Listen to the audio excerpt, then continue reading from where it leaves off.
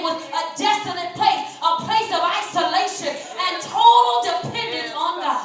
Yes, God. Yeah, the pit, there was no way. There was no ladders out of the pit. There was no door to get out of the pit. The pit was, there was no way out except that God himself pulled them out.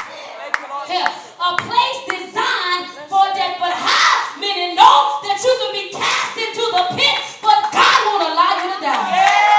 Yeah, some of us right now are sitting right here, and we are in the pit. We are in the fight of our life. But I want you to know that although it seems like an empty place, an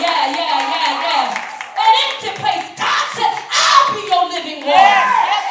Yeah, I will give you the bread when you're hungry. I'll be your water when you're thirsty, even in your pit.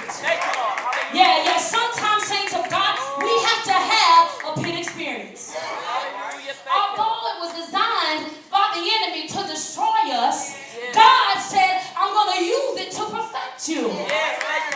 You see, we don't want to be refined. We don't want to have to go through.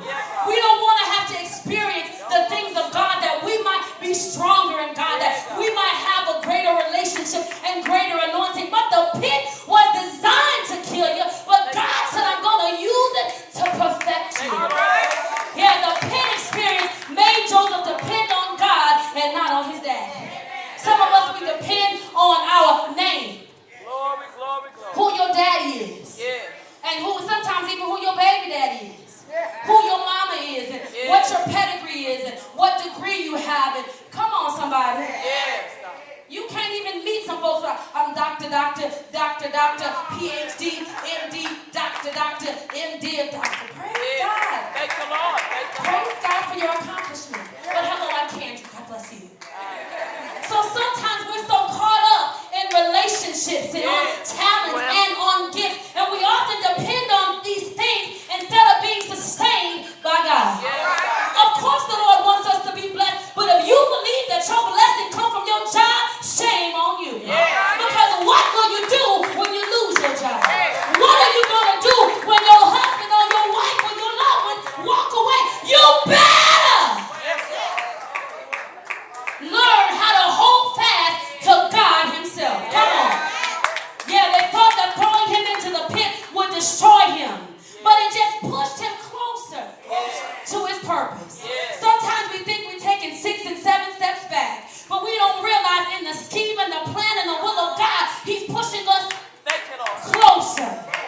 Sometimes we think that we're delayed. We think that God has denied us, but God said, I just delayed it. Yeah, I'm protecting you from some things. I'm preparing you for some things, but I'm pushing you closer. Yeah, then the Bible lets us know that God was still with Joseph even when he was sold into slavery. Yeah, he found favor with Potiphar and was placed over everything. In the house and in the field. The Bible says Potiphar didn't even know what he had but for the bread that he put in his mouth. Oh my God. In this seemingly devastating situation, 17 years old, sold into slavery by his brothers in a foreign land, in a foreign country. Come on, somebody.